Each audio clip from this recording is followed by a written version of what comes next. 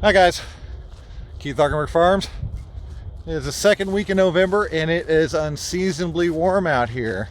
And if it wasn't for the wind coming out of the northwest right here at my back, it would actually be kind of nice out here. But heading out here to the strawberry patch because I got a little bit of an issue going on with the deer. They're deciding to come through and snack on the leaves. They haven't really pulled any plants yet out or really killed them, but they're starting to do some damage out here. So I'm gonna put an electric fence around here. And I'm gonna do it a way that most people don't. I actually learned this from a British guy for doing forest raised hogs, and you kind of weave off of fences. But instead, I'm just gonna make straight lines and make a big giant rectangle. So let me show you.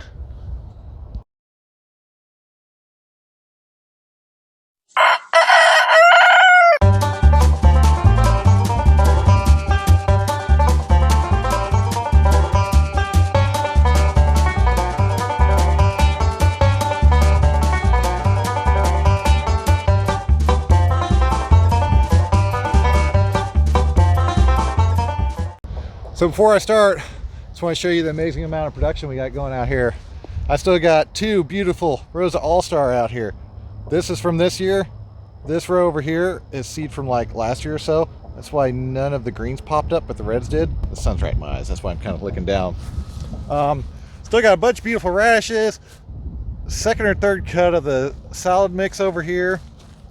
Got a wonderful 4 beds of carrots. Well, 3 beds are nice. That one over there, not so hot.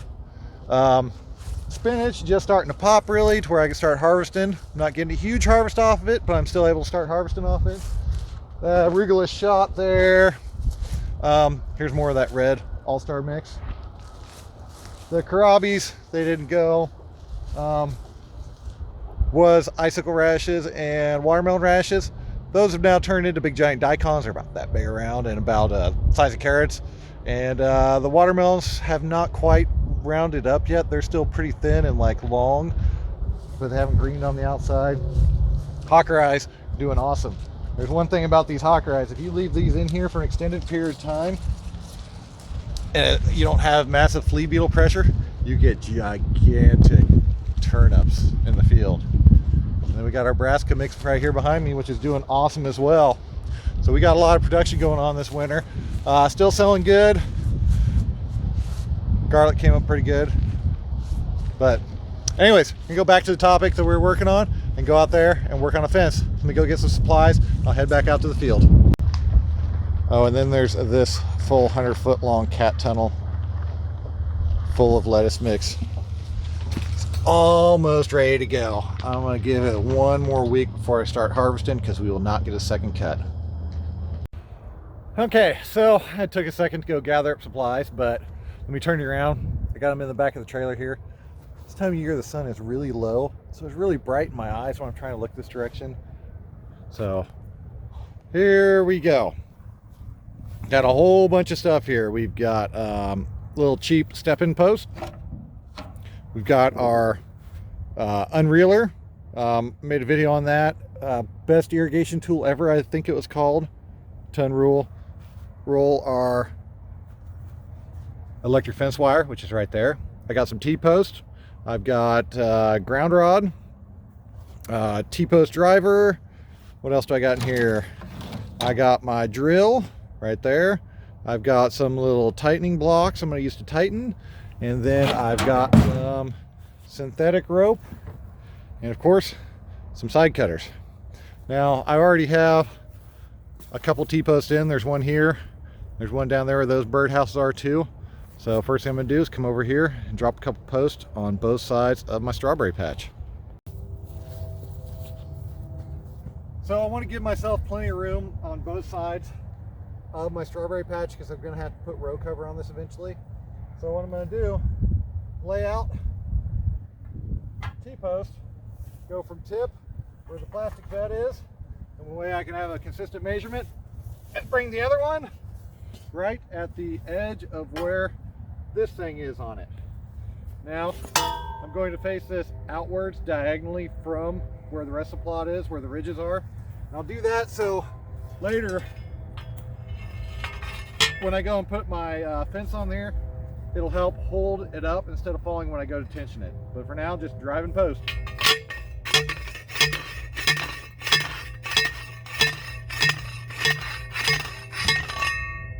Simple as that. Not looking to go too deep. Not worried about too much tension pulling on this, because we're not going to tighten these super tight. We're just going to get them up to deter the deer, not to exclude the deer. But I'll show you. For hooking our electric fence line on, we're going to need about 3 foot-ish of rope. So fingertip to elbow, 16 inches. We go 1, we go 2. Use my side cutters, cut it off. From here, I'm going to take it, I'm going to make a loop,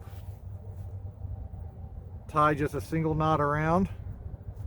That will give us the spot where our fence wire will go through. Now that will go on the inside, and then we'll make 2 more measurements. We're going to go knee and we're going to go belly button for the height of where these will go on the fence. So we'll do the first one at knee, and we'll tie, double overhand knot, make a nice little square knot. There we go. Now I'll go around and repeat and do this all the way around. I'll show you one more time real quick. 16, 32, end to end, overhand knot for a loop. Got our loop. This time belly button towards the inside. 1 overhand knot, 2nd overhand knot, got a loop. So we got 2 loops. I'll go around and do this on the other 3 posts that are around the outside of the field. So here's a close-up view of those. Single overhand knot going towards the inside. Double overhand knot, which makes a square knot on the post. Again at knee height and belly button height.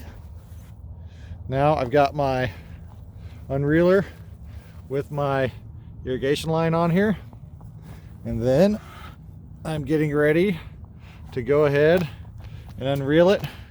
I'll walk it all the way around from post. There's one clear down there to post, and then I'll come back and make a junction right here.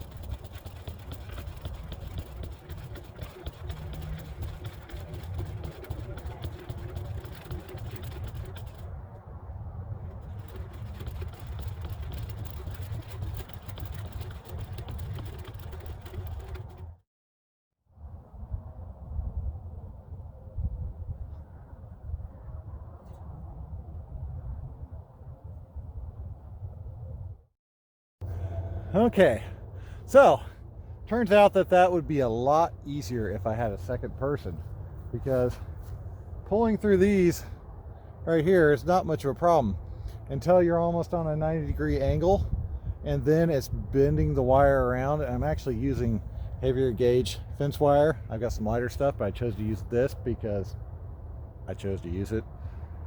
But pulling through 190 was no problem. Second 90 down there, no problem. Third one is a problem. That explains why the British guy that I learned this from said that he uses pulleys on the corner, the little tiny round metal pulleys. That way it gives us something to move on and takes the pressure off of pulling it through, because it is rather difficult to pull it through. And it doesn't help that this roll is a little bit old and it's starting to punch through, so it's bouncing as it rolls. It goes dunk, dunk, dunk, which is also putting a lot of pressure on it. But anyways, I made it over to the middle point over there. So I'm going to take the roll over, I'm going to cut it off, and I'll show you how I join the 2 pieces and tension it up. So here's a method I use for connecting them together. I made a loop, and then I just wrap the wire around and around over and over and over again. That way I'm kind of creating friction on the line as well. We've got a loop at the other end. Then with my other piece, I'm going to pull it through and then bring you up here and do this. So got it all the way through. I'm just going to pull until I bring the wire up off the ground. I got the wire off the ground there. It's really hard to see in the rest of the spots. And then I'll go and create my loop again right there. I'll show you that. So I've got it pulled through, and I pulled this way and tensioned it. I've still got a lot of slack, which does not matter at this point. I'm just going to go through. I'm going to start to wrap it again like I did on the other side. Make a good number of winds on it. The tighter the better, which at this point, a pair of pliers. Another person would probably help, but I think I'm getting it. I just about knocked you off there. That's kind of what I'm looking for right there. So we've got a wind on both sides, but again, we've got plenty of slack in it, but we'll fix that in the next step. Now it's starting to get dark, so I'm just going to do this top wire here and kind of show you the game plan on it. Again, like I said, I'm not trying to make a deer fence. I'm trying to exclude the deer from the area. So for that, I now have these posts, which I'm going to go through, and I will set these. On the short side, I'll do one here in the middle, and they're just step-in posts. I always do them on the inside of the fence here. I'll just line it up with the fence, step it down, just like that, and clip the wire on, just like that. Now I'll go through, do the same thing. I'll do 3 down this side and 1 at the end, and then get ready to put a little bit of tension on the fence. Okay, so here's my fence tensioner. Basically a couple blocks of wood, got 4 holes. I got 2 screws in the middle, 1 set. I'm going to put it across the fence, and then I'm going to screw it in, but I'm still leaving a gap. Now I go through and pick up a little bit of charge, from the high voltage power lines above me. That's crazy. But now I'm going to twist it and add some tension to the fence.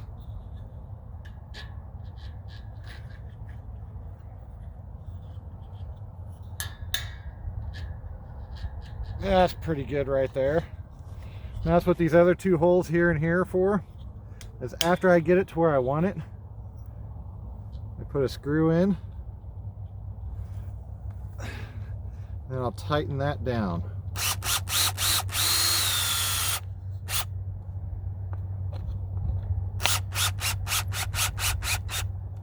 Just like that. And that way I've got a tensioner on the fence. Now I'll go get the electric fence charger and we'll get that hooked up.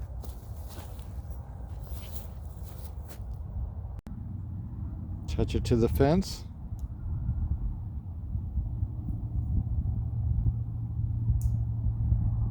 See, we're getting voltage and we're not even hooked to anything. When I'm not touching it, it's not doing anything. See? And then we come up and touch the fence.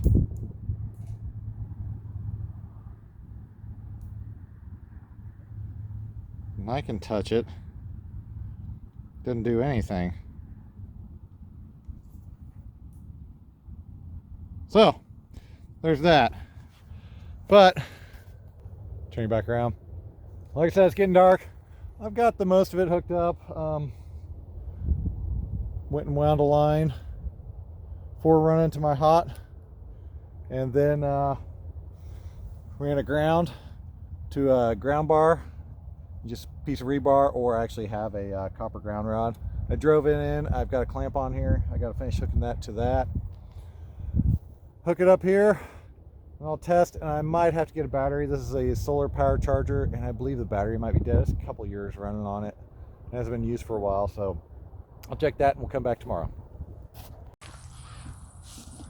So I got my first line up the other day, and I found out my solar fence charger, the battery inside was dead. So I had to go get another battery. It took me a couple days to do that. In the meantime, I went and had Adam come out and help me run this other line of fence all the way around. So I've got two lines. Basically, what was I at? Knee and belly button. So we're down at knee and belly button all the way around. Drop my ground rod. That runs up to the ground on the unit. Got a hot going to the fence itself, which actually I just noticed something. I have not connected the top with the bottom. I need to energize this lower piece of fence still. So I'll have to cut a piece. Do the same thing. Turn you around real quick. Same thing here. I just twist it around. That gives me a good connection. But yeah, the bottom one is not hot yet. I did notice in between the time of getting the charger up that I had deer come through and walk right down this piece of plastic. See the footprints? And eat the darn leaves off of this whole entire bed of strawberries. See where it even punctured through? I'll have to get some tape on that to keep the weeds from coming up. It wasn't a big one, but it walked down this whole entire row.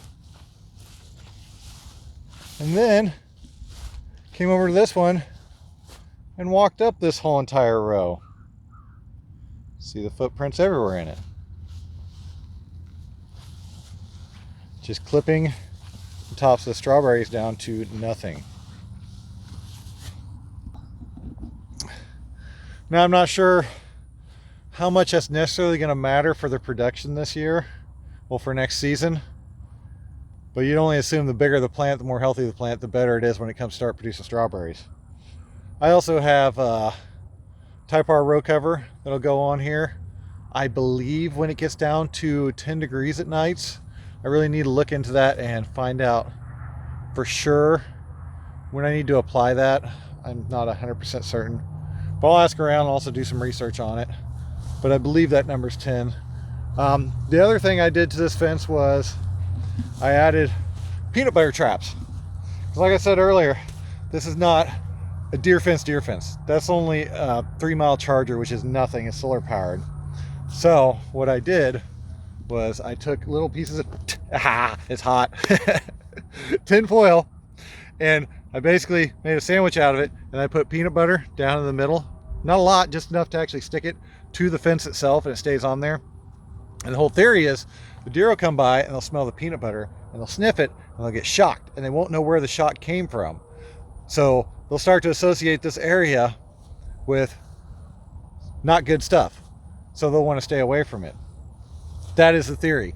And I believe I had a deer hit the fence just by looking at it, because there was a birdhouse here, which is now laying on the ground right there. The top knocked off it. It wasn't very well secured. So I mean, if something hit it and just rattled the fence, even like they just ran into it, it would have dropped that off there. One other thing I did here, I'm timid to get by this fence again, is I used another method for making a tightener. Turn you around again. I just used one board, then I put these two in, twisted it, and then screwed the third one in right next to it so it can't untwist. And I found that actually worked pretty good. I mean, I've got screws sticking out, but that worked pretty good for just one piece. Now, the only other thing I really know to do at this point is I need to get that other piece of wire, get that hooked up to the fence, get that bottom wire hot, so if they do try to slip underneath, they will get shocked that way as well. So, well, it's an ongoing process, learning process. I mean, it's deer rut season. They're everywhere right now. I don't know how many I see hitting on the highway. So I should have known that they're out here because in the past I've never really had deer touch anything out here. Never have I had any deer problems, and I'm out in the middle of a big gigantic field where I'll see 50, 60 deer out in that field, the bean field over there. Not uncommon, but they usually don't come over this way and give me any problems. But I guess they really like strawberries, so that's what it is. I'm gonna get this thing finished up, and then hope y'all like what you saw today. If you did, don't forget to like and subscribe. Thank y'all. Have a good day.